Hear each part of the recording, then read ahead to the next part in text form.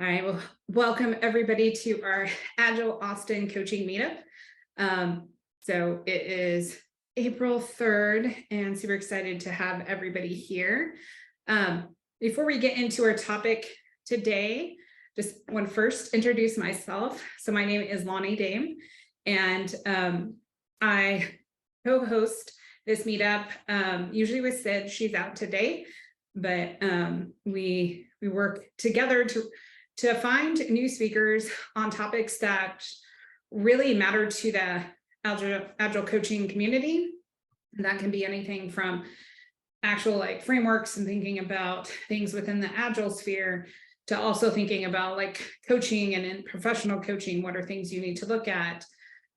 So we're always looking for speakers who really can bring a different perspective and really help this community grow in your professional skills. We meet the first Monday of every month. So if this is your first meetup and you want to keep, connecting with us, please do. We post all of our future meetups on meetup.com. And we're also part of a larger group called Agile Austin. And so our meetup, our SIG, is part of quite a few other ones that you see here. And you can join any of the ones that you want. Go check out meetup.com/AgileAustin. Really other great conversations there. And if you are not familiar with Agile Austin, we are a nonprofit organization, professional organization. As I said, really focused on educating, collaborating, and we enjoyed the opportunity, especially since the pandemic, to really be able to connect with folks around the world as we see today. And as a nonprofit, we appreciate our sponsors. So you can see them here on this slide. Just really want to thank them for being sponsors of all of our activities. And should you be interested in becoming either a member or a sponsor, there's some notes here that you can reach out to at contact@agileaustin.org if you're interested in sponsoring, or also join membership, really low entry price, and that gets you access to some additional perks, since obviously our meetups are free for anybody who wants to join. And we also want to thank our board members who help us to sponsor these types of activities. Plus, we do an annual conference every year. We do have some additional connections that we have. So want to thank the board as well for all the work. And before we get into today's speaker, I do want to go ahead and just let you all know about our next upcoming speakers. So in May, we're going to have Dana join us. And her topic is going to be really around incorporating games into coaching. More to come on that, but she comes from a gaming background. So I'm really excited about that. And then in June, we'll have Nono and Dion, who are going to talk about coaching from ownership to accountability, which I know has come up quite a bit around how do you help your teams to become more accountable. So super excited for these meetups. Once they're posted on meetup.com, you can just join them there and then join us in a future session. All right, but for today, we are here to hear from Kerri Sutey, who is gonna talk to us about exploring Agile coaching certification. Kerri has been very active in the Agile Austin community. She served previously on the board. She has just an amazing experience. And I loved her telling her story about how she goes through coaching, which she will, so I'm not gonna jump into that. Kerri is joining us as part of where she's at now, which is ICAgile, and really helping them to build out a lot of their coaching journeys. So she's worked within companies and now working with an ICAgile. She brings a lot of those different perspectives to really help us to talk about your journey, kind of where do you want to go within Agile coaching and Agile in general. So with that, I will pass it off to Kerri. All right. Thank you. It's great to see everyone. So my hope for today is for us to kind of talk through, just as Lonnie mentioned, a bit about certifications, the importance of experience with certifications, and I will share my journey as well as the knowledge that I have around some, not all, of the coaching certifications that are out there. I am going to use a mural board just because I feel like it's the end of the day, so probably no one wants to have to work too hard. You've had a long day already, but the mural board is meant for us to just kind of engage and play with in a lightweight way. So hopefully that works for everyone. I will share it since I know that we are recording this, so I'll go ahead and share my screen so that folks can see it. And I am up over here on the top left-hand side, and I'm going to bring you all to me. And before we dive in, what I'd love to get a sense for from everyone is, here we go, I'm summoning you to me, is what value do you think Agile coaches bring into organizations? What are the things that leaders, companies, whoever your sponsors are, or if you're an employee, then your own company, what are we looking for from Agile coaches? And this can be things that you deliver on, this can be skills that you bring, any and all are welcome.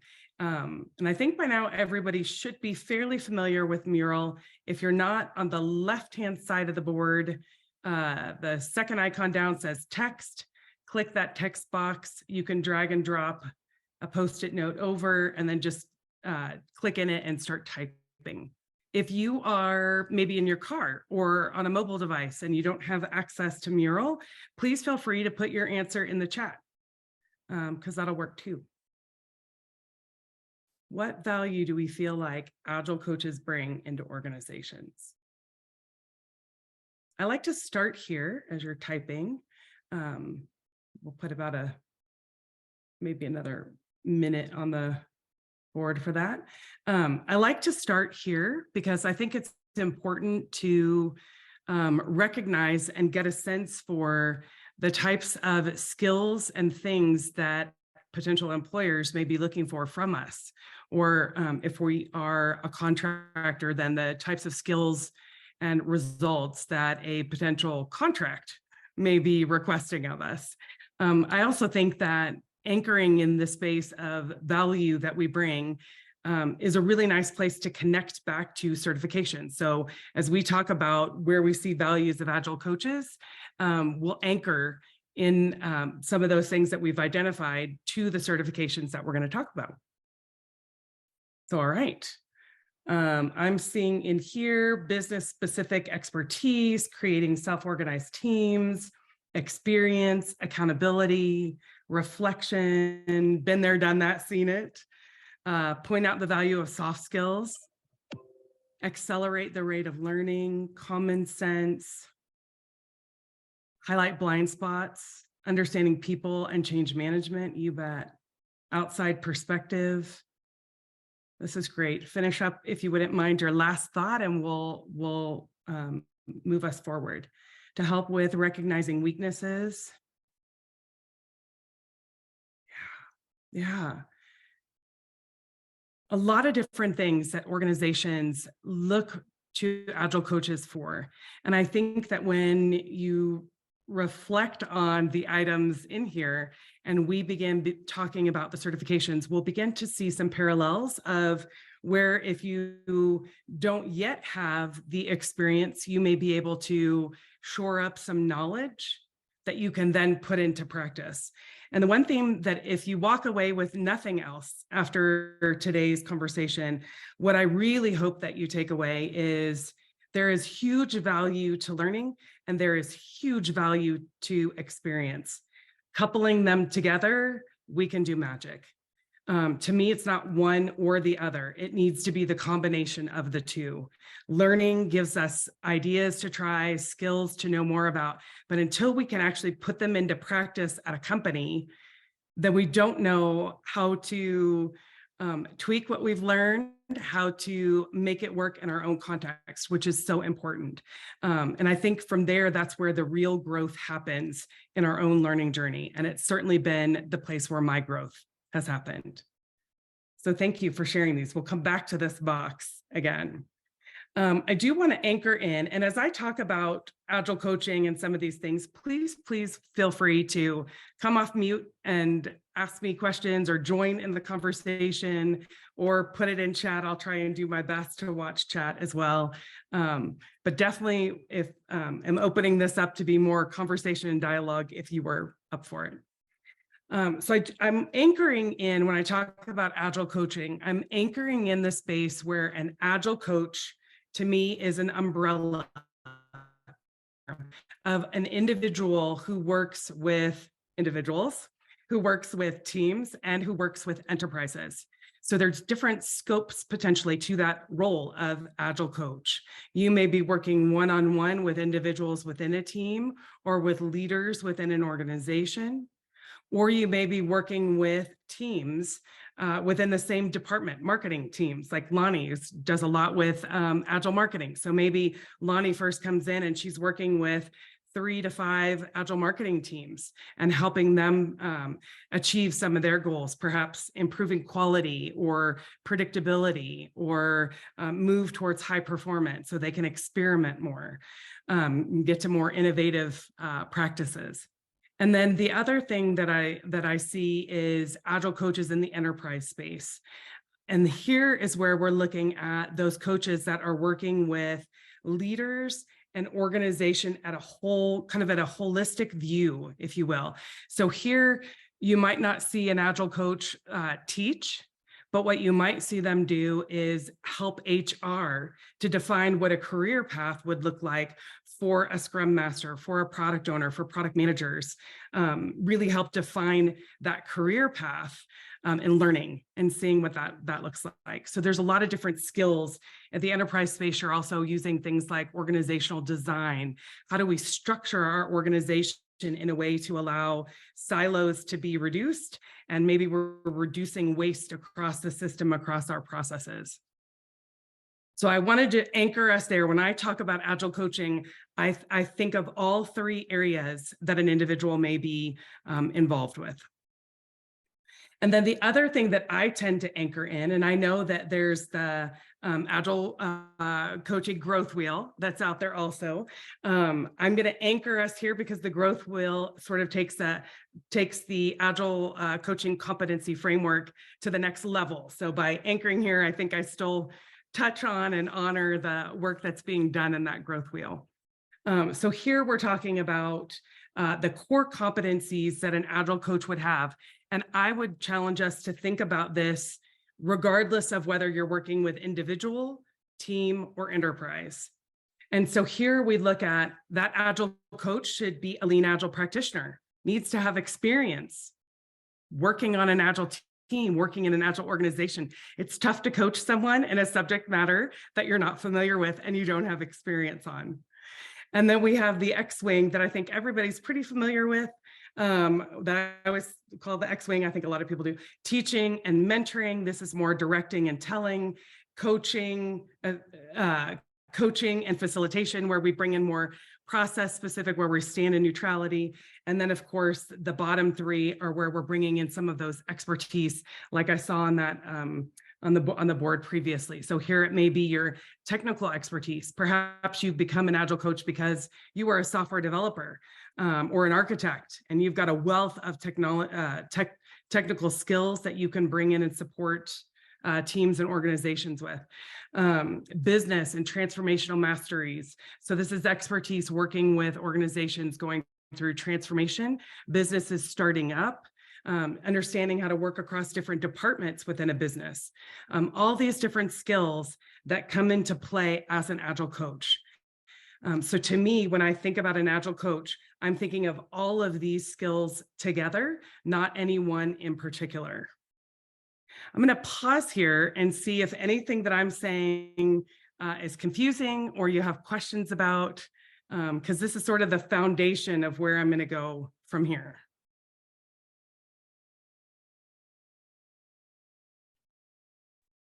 Can I ask one thing? Yes, please do. Uh, this is something that I struggle with one of the coaching practice I was at as a coach, and uh, I don't know how those coaches saw my coaching, but it seems like it came across as a consulting stance. So for them, it was me, kind of a consultant at times with my clients. So where does this this shade of consulting fits into this framework for a Absolutely. coach? Absolutely. Is it Nawaz? Yeah, right. Okay, good. Thank you for asking that, Nawaz. So for me, when I look at the Agile Coaching Competency Framework, I think of consulting that coming into play when you are standing in your space, in your stance of being a lean agile practitioner, and when you're bringing in the expertise that land in the technical, business, and transformational areas of this circle. So down here at the bottom, sort of the lighter gray colors. For me, this is where you are bringing in the expertise that you have, the best practices from the experiences that you're bringing. And if you're new in the journey, maybe you don't have as many experiences, but you'll grow in those over time. And so as you're talking about for an Agile coach, we will need to flow through and do the dance between the different stances, depending on what our clients are looking for, what our teams are needing from us. And so that's a skill that I think each one of us brings into knowing when we consult and when we may step into a space of maybe some coaching and consulting, when it might look like mentoring, when we're recognizing people are brand new and they need more teaching. But advising and consulting for me fit in this coaching competency in those areas. I can advise and consult on my experience as a lean agile practitioner, having worked within teams and organizations. And I can advise and consult in the space of business and transformational masteries, where I have experience setting up organizations, where I have experience supporting an organization going through a transformation. So for me, that advising and consulting is a part of the role that an Agile coach plays. I would also suggest and challenge us that it should not be the only stance that we take, that when we look at this full circle, there are other stances that we bring in and use to the benefit and support of our clients, our organizations. Does that help, Nawaz?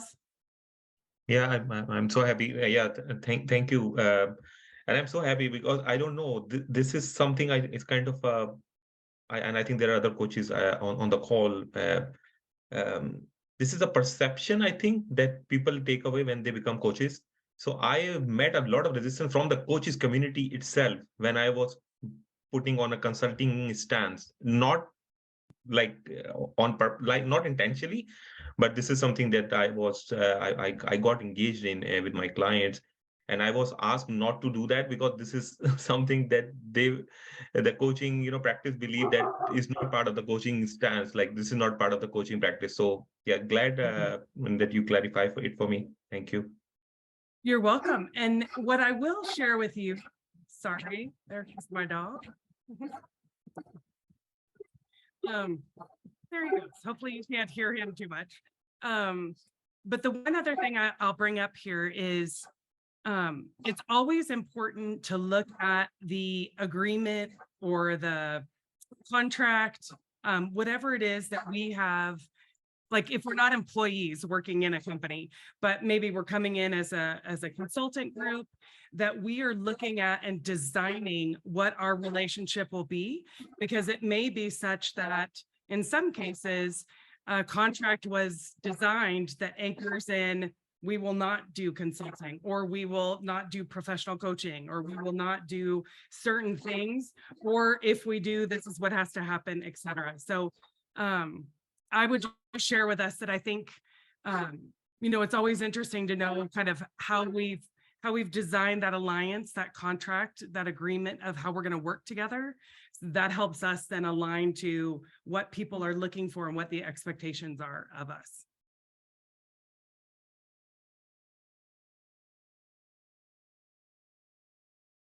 So I'm going to move us to the 4-box that you see here. This is by no means not an exhaustive list. What you're going to find is that each one of these little people icons is movable. Grab one of those. What you're looking at in this 4-box is some of the more prominent some of the more prominent certifications that I'm aware of. By no means not an exhaustive list, but when I go out and do a search, I find in the Agile coaching space that there's a lot from ICAgile, a lot from Scrum Alliance, and then there's some framework specific, well, like Scrum Alliance and SAFe and PMI that you're looking here in the Agile team coaching and the enterprise coaching. When I did Agile enterprise Agile coaching certifications, here's what I saw. And then I know that there's some additional certifications that people are often interested in that help them augment their understanding and their skills in some of the specific stances. So this would be in the space of professional coaching and professional facilitation or facilitator. As I mentioned, there's a lot more here. This is just the place to get us started. What I'd love for us to do is take your little person, grab your person anywhere. If you are familiar with these certifications and perhaps have taken one of them before, put your little person on maybe your most favorite certification. Let's start there. What's one of our most favorites?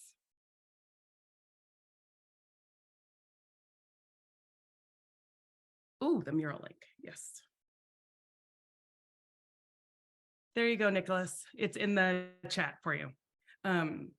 So if you've taken one, put your icon there. I see ACC, that's the Agile coaching, and ORSC. We'll talk a little bit about ORSC.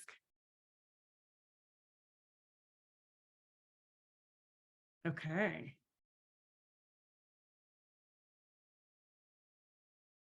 And then ICAgile, we'll talk a little bit about that.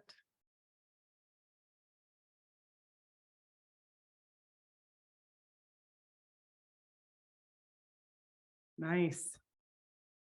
So does anyone want to share, maybe just, this would be like a 30-second kind of, which was one of your favorite courses and why?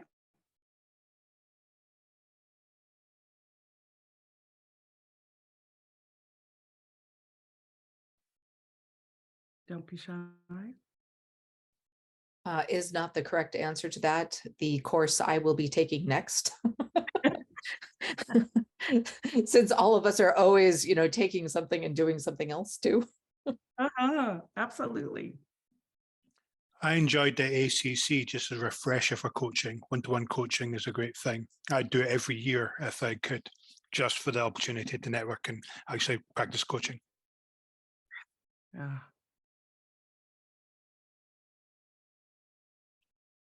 Anyone else want to share?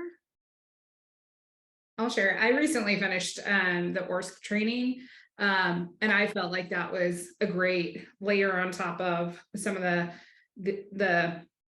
because I've taken the coaching, the ICP, ENT, and the CAT, and I felt like it was a good layering and expanding on that, especially on the coaching, like huge focus on coaching out of that wheel. Nice. Thanks, Lonnie. All right, so now what I would ask us is take your little person and now put him or her, or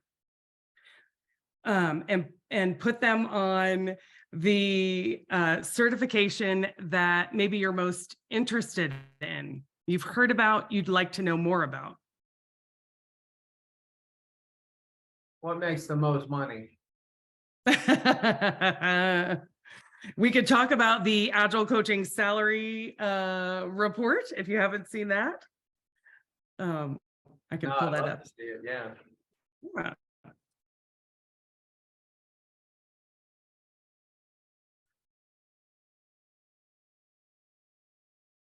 I need to find that, but I'll find it.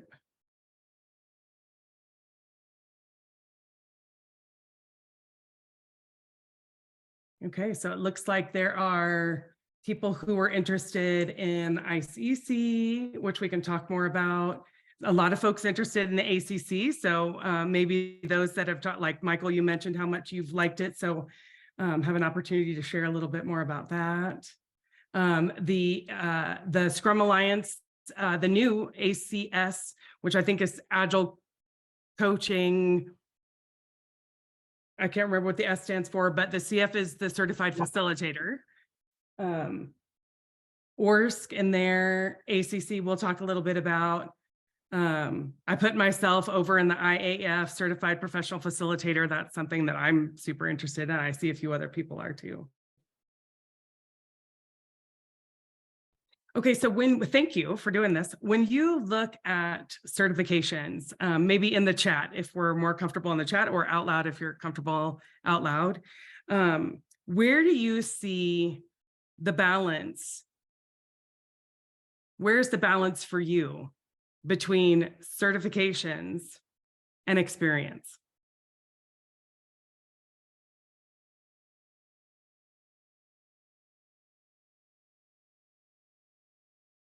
50-50, Susan says. I'm not far behind Susan on that. And also I want to give Peter Zimmer credit. I think he's doing this call from the car or a plane. I'm not certain which. I'm like, I snap, he's driving. Okay. Right. But I agree with Susan, you want that balance of both the experience of doing the work, but also the credential to back up that you've done the work behind the work too. And there's a need for a mix there. Yeah, thanks, Erin. I mean, I can share my career pattern. I've been thrown at things, and so everything I did pretty much, there could be one exception to it maybe, but everything I did without that certification. So I was a Scrum Master without having a CSM. I was a coach even without having an ICC. I was a project manager without the PMP. I did the certification later on, like, once I, was like living it and breathing it and, and seeing it. So, yeah, I mean, certification for me is something that if I am convinced that is something that I need, I just did SAFE. Imagine, like, I pushed it back, all throughout my year, but this is something that I really need now. So then I'm like, okay, I better go and do it. So yeah, I just don't do certification only to get a job. I think for me, it is more kind of a learning path.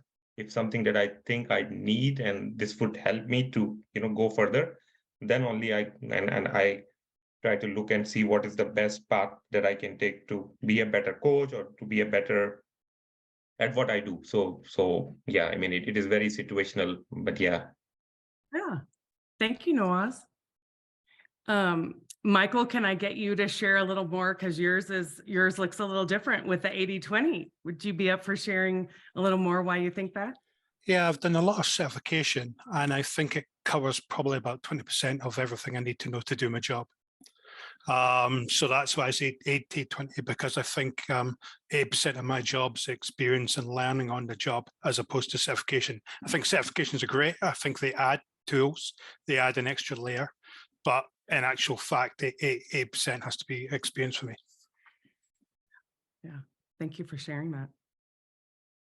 Anyone else have something additional to add? I think there's some great comments in the chat. Wynn said, need the credentials to get in the door, get the job, but need the experience to perform optimally and build your brand. Yeah. And John, kind of similar vein, reinforcement for the learning experience. Because it's not going to teach you everything. You're going to have to learn on the fly exactly what happens and what could possibly go wrong, but it helps you alert the fact there's a format or a framework in order for you to be able to pull out a something recognized, recovered when it's necessary. Exactly. Nice. Nice. Thanks, John. So I think the one question I'm curious about, and there's a box to the right, I'll give us, maybe a minute over here.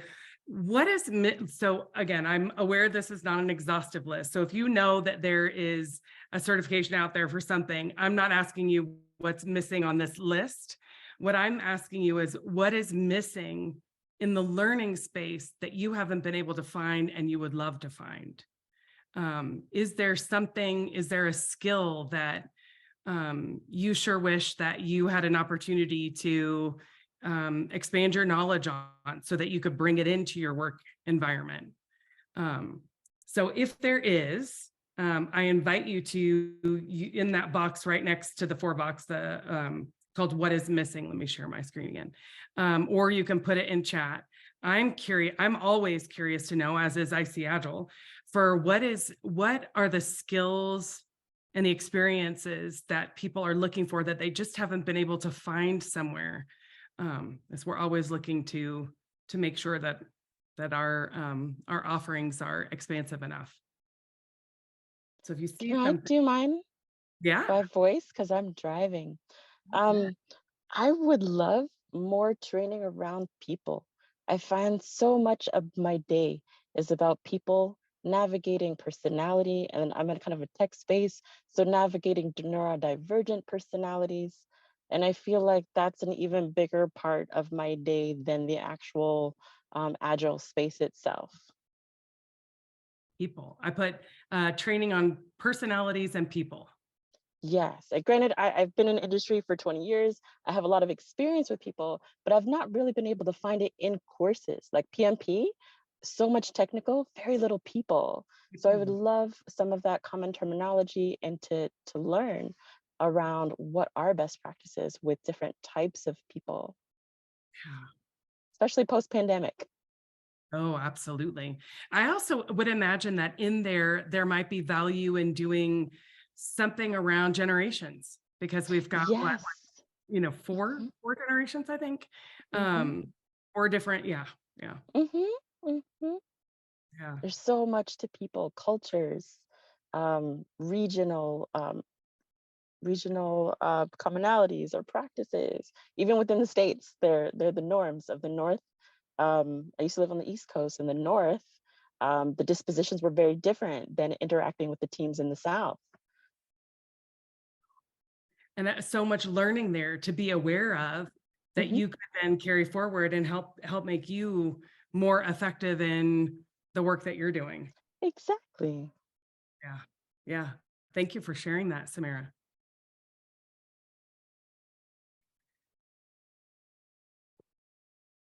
Okay. Let's see, psychological aspects of knowledge. Ooh, can you say a little more about that? You can put that in the chat if you're more comfortable, but I'm curious to know a little more of what you're looking for there. This is me. Psychological aspects. I feel like there is not enough literature, like content is there. When I go and listen and try to poach for information on psychological, like the biases, the psychological safety, the elements, like all of that. I find like most of the people keep bringing the Project Aristotle, like that's where it usually ends. It's very shallow. Like honestly, like I think people have not, and we are not anyways like psychologists, like by trade, but I think this is underserved, this area, the psychological, and the neuroscience and the neurodiversity. I think somebody earlier said, like all these psychological elements, which probably I think overlaps with the interactive, one-on-one, and or a coach with the team, and maybe with the leadership also. So I think this is one aspect I find to find more resources. I only find books, but yeah, that is. Yeah, thank you. Does anyone, so when you're looking at this list, the power of words, so choosing the right words to communicate effectively, I tend to lean when I see that towards nonviolent communication, that and I think there might be training around that, but I'm not entirely sure. Space to practice skills and get more feedback. We'll talk a little bit about where you might find opportunities for that. I'll share a little bit in the space around training with people and personalities, and where we have a little bit of that. Communication, skill building for the team. So this is helping the team build their communication skills, if I'm reading that right. Yes, absolutely. I've struggled with that for 6 years now with one team, and now I've got another one that has different communication challenges. And And it would be good to have like maybe some new tools or techniques to yes, drive. exactly. Yeah. Yeah, that's great. I mean, not great that you're in the situation that you're in, but thank you for sharing that. Okay, so, and willingness to observe objectively the components of the flow and the ebb and the flow. I like it. Good. So we'll talk a little bit about some of the, I was sitting here thinking, I know we do some communication, skill building for the teams in the Agile fundamentals. It's actually one of the learning outcomes for our Agile fundamentals course, but probably not to the level that you're thinking of, Eva. So yeah, I imagine that there's probably an opportunity there. Okay. So Can I thank you. quickly talk on that one about why Lean Agile doesn't work? Yeah. It's more of a skill of an Agile coach. We're normally brought into organizations where Agile and Lean isn't working. So the training being in understanding those type of organizations and those type of environments, and actually coming in and understanding why is it not working in this place and what are the tools and techniques to help in that piece, I think might be a valuable thing to have, as opposed to everything else is best practice. This is what good looks like. But I've never went into what good looks like. No one hires me for what good looks like. Everyone hires me because we've got a space that we need help in. And so is the thought there that the training would be,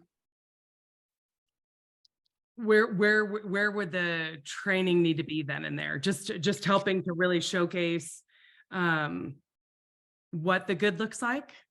Well, exactly. Recognizing where the dysfunction is that's not allowing Agile and Lean to actually work in that piece, and understanding in different organizations where the dysfunctions are and what techniques and tools you would use to handle those dysfunctions. Because not every organization is different, but actually understanding the problem space and looking at that, as opposed to these are all great solution spaces, should we say.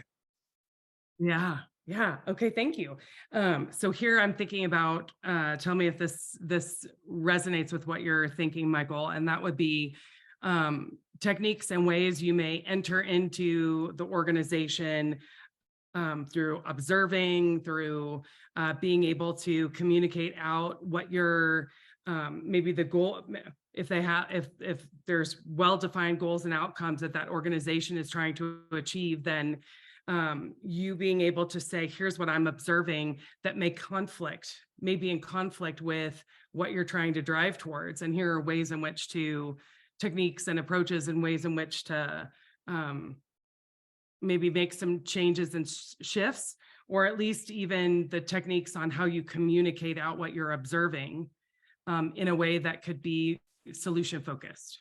Yeah, absolutely. I think that's that kind of space about, well, in actual fact, the issue we're seeing isn't Agile, isn't a Lean issue. It's actually the communication or something else, and being able to recognize that and have that conversation. Oh, excellent. I'll talk a little bit about the enterprise track. And obviously everybody here knows I'm going to come in with the biases towards the courses I have taken, and you're going to hear my journey is primarily ICAgile. So I anchor in that space and acknowledge it. In the the Enterprise Agile Coach which is our ENT, there are learning outcomes for that course that are anchored in how you enter a system, how you share observations, how you communicate with leaders, how you coach leaders, how you consult with leaders. And then in coaching Agile transformations, we expand on that into how do you move from being a partner with that leader to becoming a trusted advisor? And what does that look like? And as part of that is the communication of what you're observing, what you're seeing within that organization, how you can enter in that organization in such a way that you're aware of your own biases and experiences, and how you acknowledge those, set those to the side, and then as much as you can, and then really start to work to understand what's going on within that organization, looking at it from different perspectives. You're going to hear me share that quite a bit of my experience comes through the integral, taking an integral approach, and I'll explain that there. But anyway, there are some courses actually that will help give you some of those tools when you're working with organizations, how to see that whole and how to share, how to coach through what you're seeing, recognizing where leaders may or may not be willing to move, and how to potentially coach through that as well, recognizing when there may be some opportunities for change to happen, how you guide that change, and recognizing that sometimes in guiding that change, things may move a lot slower than you want them to, et cetera. Anyway, there's, I think you may find, and I'll show you where to access the ENT and the CAT, but you may find, Michael, that some of those topics may be in the courses that exist today for you. Thank you. Yeah. Does anyone else have a topic or that they want to bring out about something they're looking for and haven't been able to find?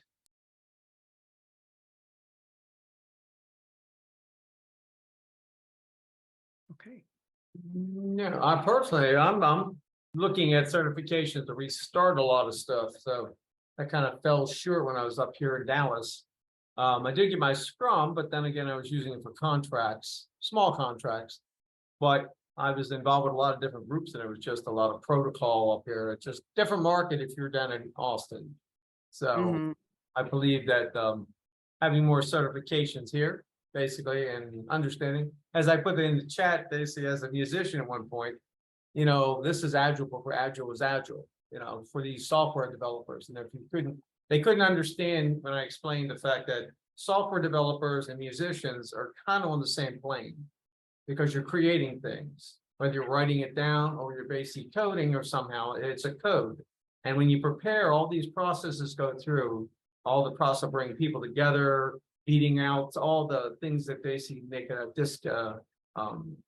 discontinuities in the team, and then essentially getting the team in one direction. And then basically say you're going to introduce your work. So you basically do cover music, and then you put your songs in there strategically placed.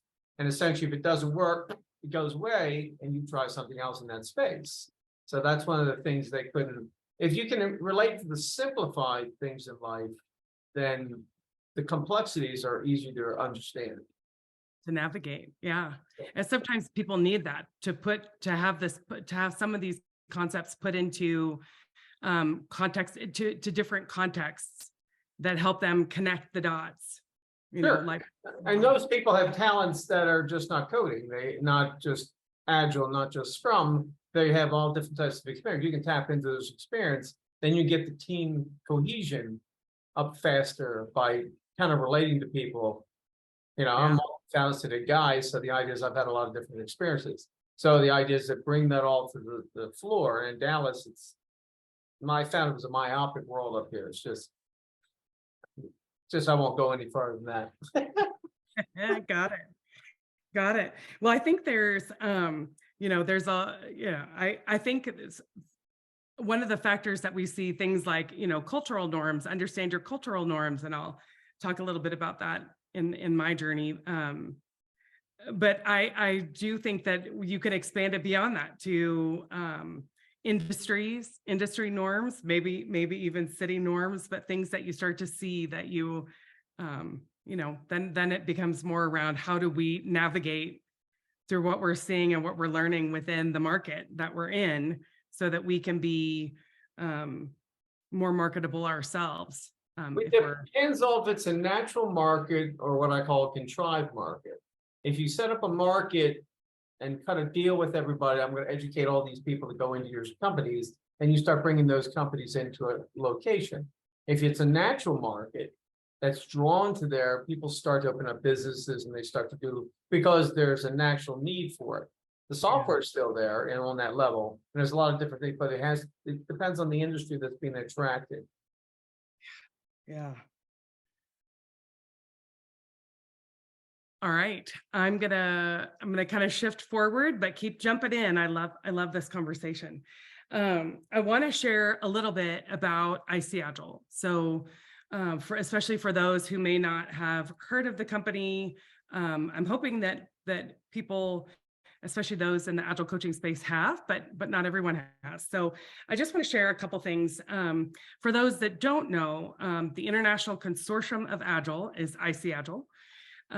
We are a certifying body, so similar to Scrum Alliance in that space, similar to well, I would anchor there, similar to Scrum Alliance, because I think several people are aware of the certifications that Scrum Alliance has. Our mission is to create transformational learning that ignites business agility. And if we took that even beyond, it ignites business agility with not just within organizations, but across the world.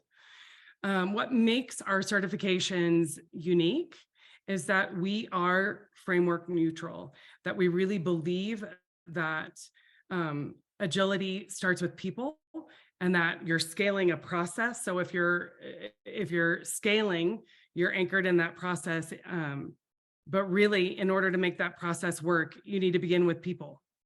And so when we build out our courses or the learning outcomes for the courses, so we basically create learning outcomes for courses that other member organizations will offer. And one of the things that you'll see in our learning outcomes is that we anchor in the space of people first, that we ask our member organizations if they are offering a course and they want to anchor in a single framework, that they make that clear, so that students who come in and want to learn more have the ability to find a class that really meets what they're looking for. So if you are looking for expanded learning that anchors in, for example, in Scrum or in SAFe, that you could find that. Or if you really want to anchor in that framework neutral space, you'll be able to see that in the way in which those courses are described. One of the things that is also really important to us, so member organizations will offer the courses, they will come forward and they go through an assessment. So their course material is accredited, and then the instructors are assessed to become authorized instructors.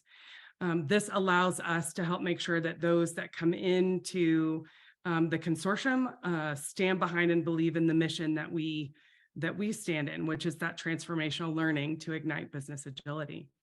And we also really make sure that our instructors have a more TBR style approach. So that's training from the back of the room for those that have not heard that phrase before. And basically what it means is an experiential learning experience is what you should get in our courses. And also the way we set up the courses is such that you're going to hear about the theory and the concepts, and then there's going to be a lot of interaction with those concepts so that you can take the learning back to your own environment and start to put things into practice and feel confident in at least trying and experimenting in your own space. So that's a couple of the things that I think makes ICAgile unique. And then the second thing I've got here on the slide is to talk to you about the different types of learning. And if we go back into that 4-box, you're actually going to find, even when you look in the professional coaching and the professional facilitator, some of these things that are called competency-based certifications or deeper certifications. Most people are familiar with a class, a 2-day class, a 3-day class. That was back when we were in person. Now we do virtual, so it might be, 4 half days, et cetera. But when I say 2 to 3 days, I'm just meaning in content. So 14 hours, 21 hours. The intention is you come into a knowledge-based course, you are gaining knowledge so that you can then go back into your own context and start to apply that knowledge and see how things work. Because we know that it's never as easy as what we learn in class. ICAgile has what's called tracks. And in that track, the Agile coaching track, the team coaching, you would start with team facilitator. And in that class, it's all around understanding different techniques of facilitation, understanding the facilitator stances of standing in the storm, honoring the group's wisdom, really anchoring in your Agile, the values and the principles. And in that class, you are creating facilitator guides for a myriad of different events that ultimately at the end of the class, you get to share with everyone and walk away having, which I love. And then you have the Agile coaching course, the ACC, that a lot of you highlighted. These are knowledge-based courses, the ACC being the 21-hour course. And in that one, you begin to understand that this Agile coaching competency framework exists. And in it, it's not just facilitation. We're now building on facilitation to add in professional coaching, mentoring, which is basically a coaching conversation with added in options, teaching techniques, so that, again, we're expanding our tool sets so that when we go back into our environments, we've got new things to experiment and try. At the end of those tracks, we have something that's called an ICE certification. That is the ICAgile Expert. And it is a competency-based program. So one of the things that was mentioned on the board of what's missing was around a way to practice skills and get feedback. When you embark on an expert program, you're looking at 6 to 10 months. Is kind of the range here. And the intention behind the ICE program is that the material and the content being covered transcends what you got in, for example, the ATF facilitator and the ACC coaching, and now takes you even beyond to begin to explore some of the things that you will experience going into a team, and a team within an organization, multiple teams, how to navigate the way they work, how to work through their dysfunctions, how to help them on their way to maturity and to high performance. In that process, what we like to call out is you are practicing your competencies, which is sort of that horizontal look at learning. There's 100 hours being done, spread across coaching, facilitating, teaching, and mentoring. And then there is a deeper vertical component to these programs. And what that looks like is not only are you practicing and getting feedback from your peers and from your program leaders, but you are also learning more about who you are as an individual. Sometimes the phrase we use is who you are as self as instrument. How are you an instrument of change? How are you showing up? And how do you grow yourself on that journey? That is all part of a competency-based program.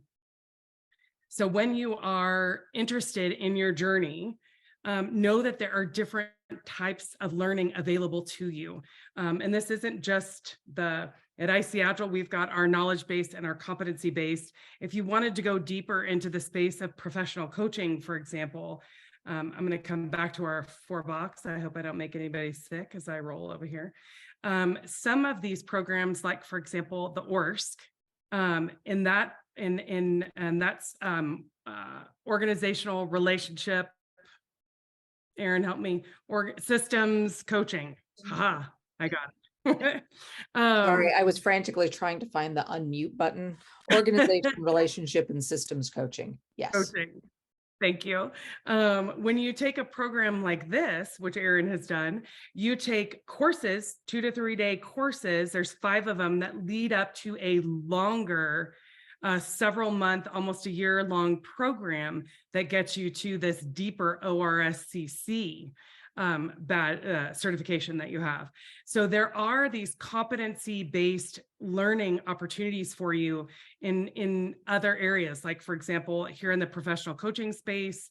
I think also the coactive coaching, the CPCC, is also, I would consider that a competency of both vertical and horizontal learning that you're having.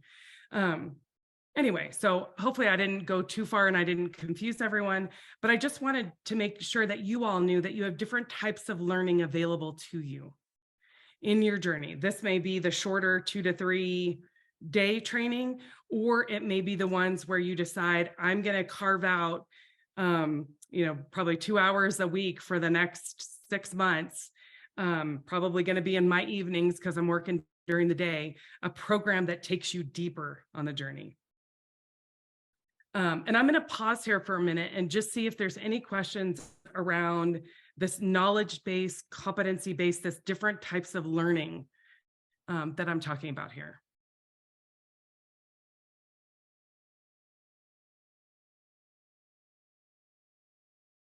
Anything that you didn't know, anything that's surprised you about that, the different kinds of learning. I know when I got started, I was super aware of the 2 to 3 day knowledge-based courses, but it took me a little longer to discover that there was something that I could do to even deepen my own Agile coaching skills, my own craft, as well as how I was showing up in the world. It took me a little longer to discover that. Well, I did some technical training a little while back, and I always had the students there try to build that relationship with them, and then basically try to get them all on the same page, and then get them talking amongst themselves, and then they basically introduce the subject material, and then you basically start to see how the relationships start, and then because some people will click faster, some people won't, some people go to a different click, and the idea then bring those clicks together once you see where they're forming. That's why I was looking at objectively looking at the components, and then try to get everybody on the same page and then introduce, and if not, get somebody who's sharper to basically assist, and without having some kind of tiered down system. Go from there, and that way everybody kind of gets on. Feels like they walk away from the class that you got something. If it's not the certification, I was training you basically to go out and get the job. Yeah. The certification would be part of getting the job, but you could go out there and talk to somebody on on your site or something like that and get information and seem credible. Yeah. Yeah. Thanks, John.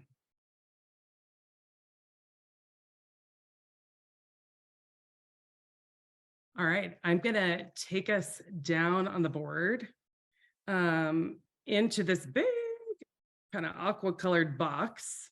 I'm gonna show you and walk through my Agile coaching journey, and then give you the space to create yours. And actually, you can create yours while I'm talking. I know a lot of people like to multitask.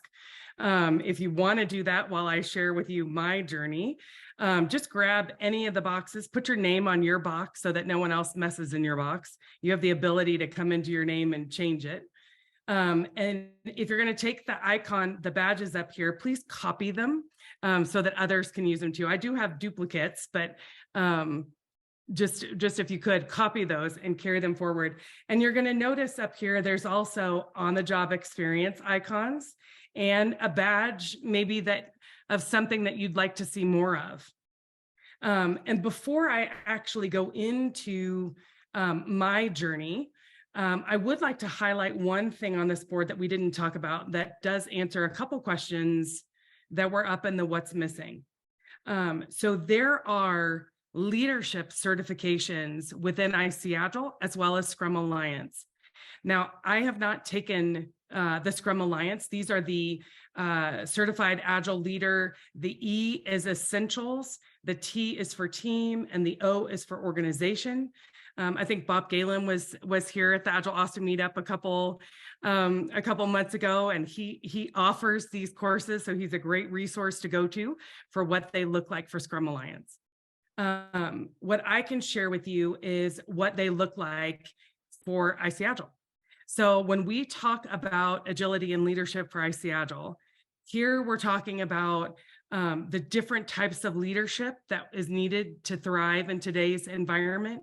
And so here we've got a couple courses that are around how do you transform yourself as a leader so that you're not just, it's how you're showing up within your organization and how you are also developing leaders within your organization. And so I wanted to highlight these here because I know, and I noticed leadership was brought up for up at the top. So here, the outcomes in the track are things like emotional intelligence, learning about different leadership styles, figuring out where you are in that journey. How do you create a culture of learning within your organization? And so there's two courses, the LEA, which is our leading with agility, and then the PDV, which is people development. So I think Samira was asking about that. So in LEA, you have outcomes that are like understanding what power and influence is, how you navigate that, how you show up in your power and with influence, deepening self-awareness and self-management, emotional relationship intelligence within relationships, etc. In your people, Samir, kind of to your question, I don't know if this would cover all the things that you're thinking about, but here we talk about a leader's commitment to grow others and to create the environments in the organizations where their individuals and teams can really thrive. So here, learning outcomes are around people as the catalyst for agility, ways to create and cultivate a culture of learning. How do you hire to elevate the people within your organization? How do you hire for culture? What does leadership look like at every level within the organization? So Samir, I'm not sure if those types of outcomes are the ones that you may have been interested in, but I just want to share with you that training does exist. Thank you. Yeah. You'll also notice that on the right-hand side of this board, excuse me, the left-hand, wow, my other right? On the left-hand side of this board, there is a box with the icon, with the badges, the certifications. Those are locked, but you can double click on them if you want to go to the web pages to learn more about them. So I have them in there as a resource for you. So I love that everybody's adding in here, and I'll just share with you a little bit about my journey. And then we'll kind of talk more and have more space for questions and conversation around certifications. So I shared with you at the very beginning that for me, learning is incredibly important and experience is incredibly important, but it has truly been through the combination of both that the magic has happened in my life and in my career. For those that were on early, you heard me say that my first career was actually as a paralegal. I took some of those skills and carried them forward, but I did not start in the space of Agile. Over time, I moved out of legal, became a program manager, and then was invited into, I was working at a consulting company. So here I am with experience. And I put the symbol with money because obviously I'm taking job experience and hopefully we're getting paid for this. I was working at a consulting firm and I was asked to be a lead for a project that had to use Scrum. And I had no idea what that really meant. I mean, I shouldn't say no idea, but I didn't know what being a Scrum Master was. I had some idea, but not enough. So I learned fast on the job through reading books. I think we talked about that before. And in that process, I was reached out to by a group of people. This was when I was at Booz Allen, and they asked me if I would be interested in expanding my career into the space of Agile coaching. And I was invited to take what we call the boot camp, and that means both courses. So that's ATF and ACC. That's team facilitation and Agile coaching. And I accepted that invitation and took it, and have said this before, maybe you've heard me say this before. This boot camp and this learning changed my life and really opened the door for me to discover the world of Agile coaching. So for me was huge. and also opened my eyes to how much more I had to learn, and how much, and basically by putting the things I was learning into practice through experience, that there was opportunity for growth.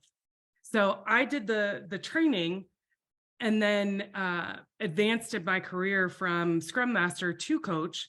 And that meant for me taking on about 5 or 6 different teams that I was coaching. And then I had to navigate, what did life look like, not being full on immersed into a single team as a Scrum Master, but kind of stepping back and still nurturing and loving on a group of teams and a much bigger group of people that I still wanted to connect to in special ways. So I did that. And then for a handful, probably several years. And in that journey and in my experience, moved into IBM, which is actually where Sid works. I think Aaron was there for a while too. At IBM, I joined a marketing organization.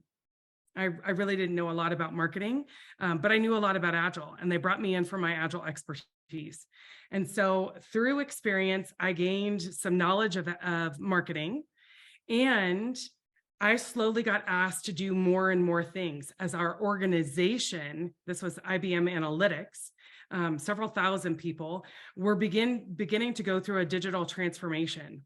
And I was invited to expand some of the roles that my role that I had, from being an Agile coach to several teams, to being an Agile coach for the Chief Marketing Officer of Analytics. And all of a sudden I had kind of that, excuse my language, oh shit moment of, there's a lot more learning for me here. And so I went on and embarked the journey for becoming an ICAgile. And what that meant was practicing and practicing and practicing my skills. Just hours and hours of practicing, getting feedback, getting my coaching down right, getting my mentoring down right, messing up, trying again, a lot of videos that had to be recorded and having people watch them and learning how to get feedback. Who I was on that first day of the ICAgile program was not the same Kerri as who I was at the end of that. I had a lot more confidence. I had been putting into practice in my own work environment so many skills that I ultimately grew in my ability to help the teams move and shift, and the changes that were happening to them as we were going through this big transformation. The training that I got, I think I shared with you before, really anchored in the space of integral.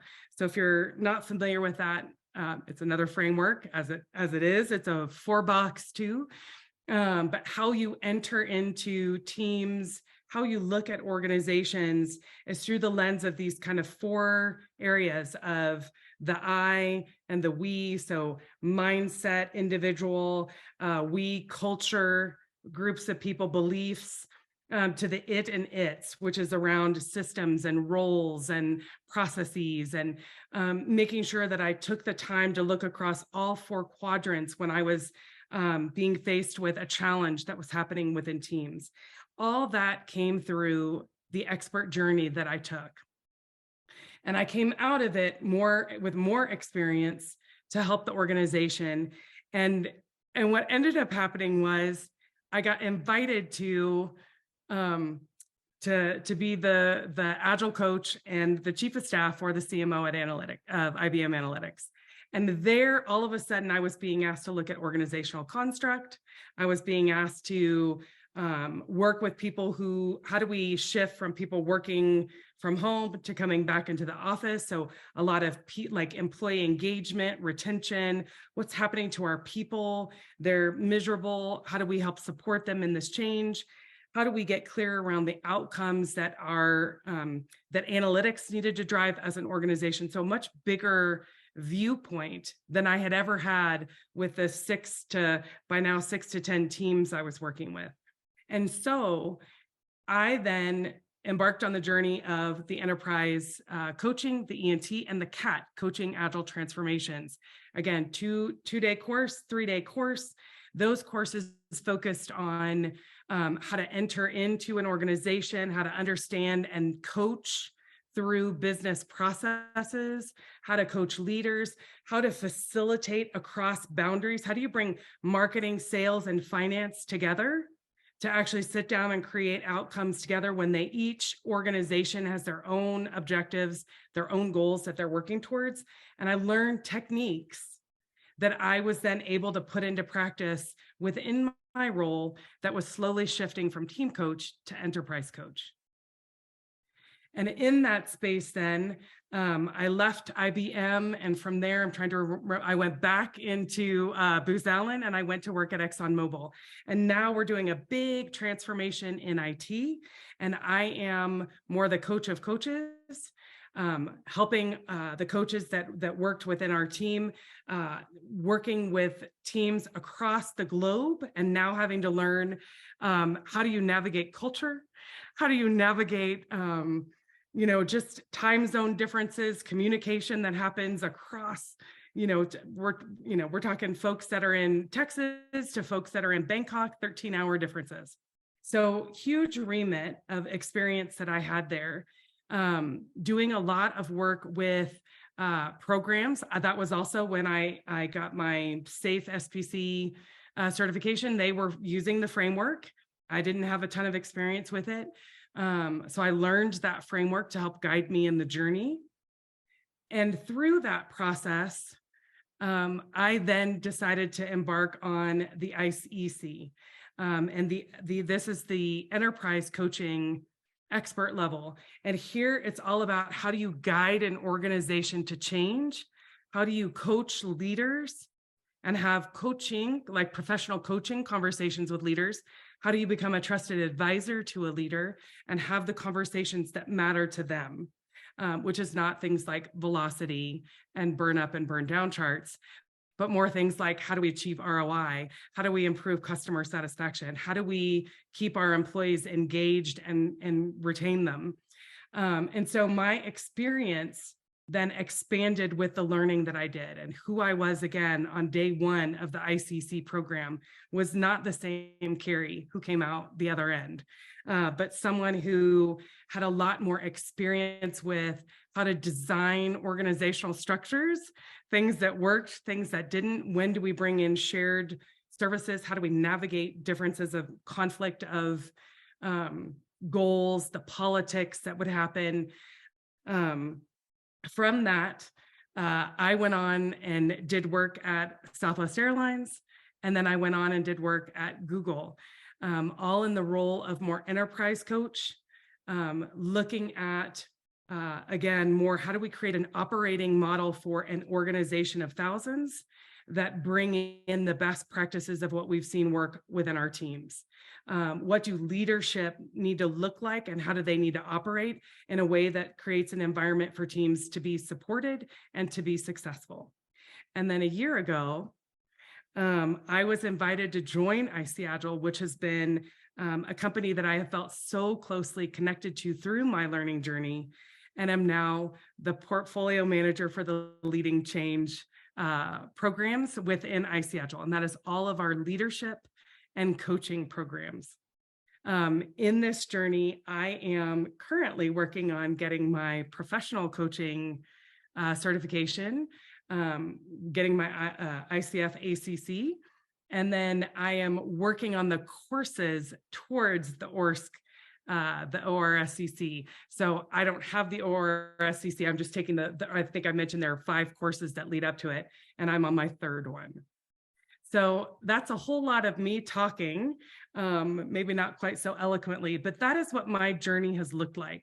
I'm not sure if that's a 50-50 learning and experience, but it's definitely one where I have felt as though the learning I took was extremely beneficial and valuable to the experiences I was having in my roles within organizations.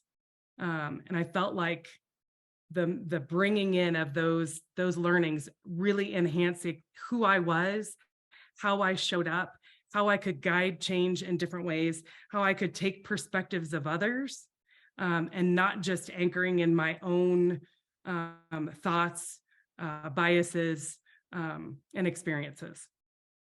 So that is a little bit about me, and I'm loving what everybody has been putting up in here in their own journeys. So what I would offer is, if you haven't had a chance to see everyone's, take a look at it because it's pretty awesome. And I'll stop sharing and open it up to questions that you might have around certifications, about learning journey. I can obviously tell you a lot more in the space of ICAgile and the courses that we offer, but you also have a wealth of experienced people here that may be able to fill in some of the other certifications too.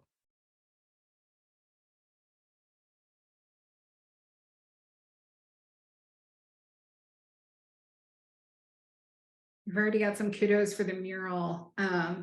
Yeah.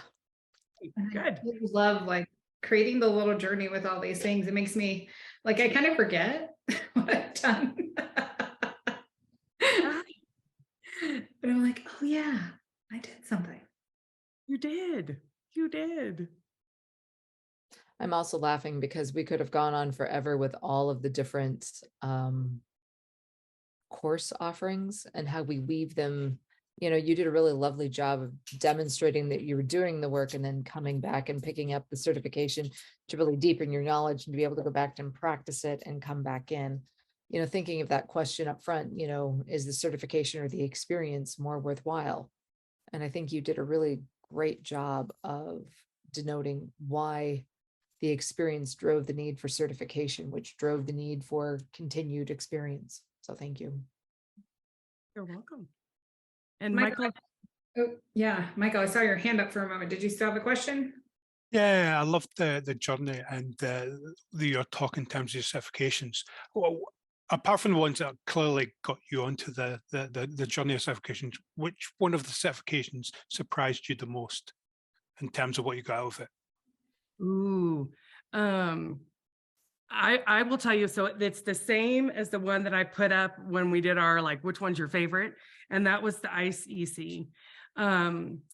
So the Agile coaching for sure changed my world and opened up like just a whole new canvas for me of where I had always just been anchoring in jobs. Now all of a sudden I had a real career that I could stand behind and love.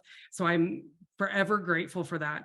But the ICEC, there the competencies are guiding change, coaching in the organization. So that's your own, expanding your own personal, professional coaching skills, leadership within others. And then you have to do it's kind of like an experience report to a degree. A lot of people compare it to doing a master's. I don't have my master's, so I can't compare it to that. But two things happened for me in that program. Number one, my goodness, I had to show evidence. You in order to earn the ICE, you have to demonstrate your competency. And I had to demonstrate how I met guiding change within organizations, how I met coaching leaders, and putting all of that together was humbling and overwhelming. And I felt proud. And there was a sense of, wow, like I've done a lot of cool things, still so much for me to do and so much more for me to learn. But that was huge. And then the second thing is in that program, I use the phrase self as instrument. You start out looking at what is your current way of being? How do you show up? It's called your current way of being.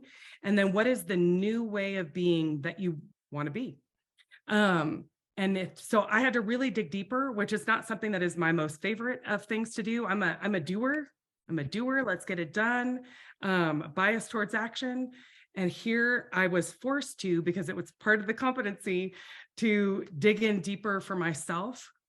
We did the leadership profile circle. It's a 360 leadership assessment. And I got to see kind of how I was showing up as a leader, what other people's thoughts and opinions were for me, and really craft my current way of being, honor that. It's what got me here. But now, what's my new way of being? And how am I going to move towards that new way of being and how I show up? So it certainly surprised me, to see the accomplishments in a way that I had not ever really looked at, but even more so to see who I was on the inside and the kind of person that I could become. Thanks for sharing. Yeah. Hard work and value come together, don't they? They do. All right, I do want to acknowledge that we are at the end of time. But I know Kerri and I talked about this before. If anybody does have final questions, Kerri, you said you were good to stay on a few more minutes. That's right. Okay. I will also download the mural board into a PDF and give that to Lonnie in case anyone, or you could take a picture of it or whatever, in case you want to keep the journey that you've created. Okay. Definitely. This is probably not going to be a quick question. How on earth do you pick which path to start out on? Because take a look at mine. I've got a whole bunch that I'm interested in, considering, and it's balancing with Yeah. So my motivations tend to be focused on what will benefit my teams and my organization the most. So I think that's a great place to start. So okay. What I would share with you is think about what you're most passionate about and interested in, because when you do, that's, to me, is when you'll get more out of the courses you take. So if you've got so if what's going on within the organization is something that you too are interested and excited about, then I would take courses there to support that, because you are going to lean in. I always tell people the best way when you're taking a course, a 2-day course or a full competency, lean in. When you lean in, you get so much more out of that than the folks that maybe just show up. I want to tick the box and get the cert. So I see that you've got people development. That's a great leadership course. As your Scrum Master right now, it looks like, is that? Yes. Yeah. So then if you have a desire to want to expand the number of teams, or even just learn new tools that you can carry back to your own team as a Scrum Master, then I would definitely say the ATF and the ACC are a phenomenal path.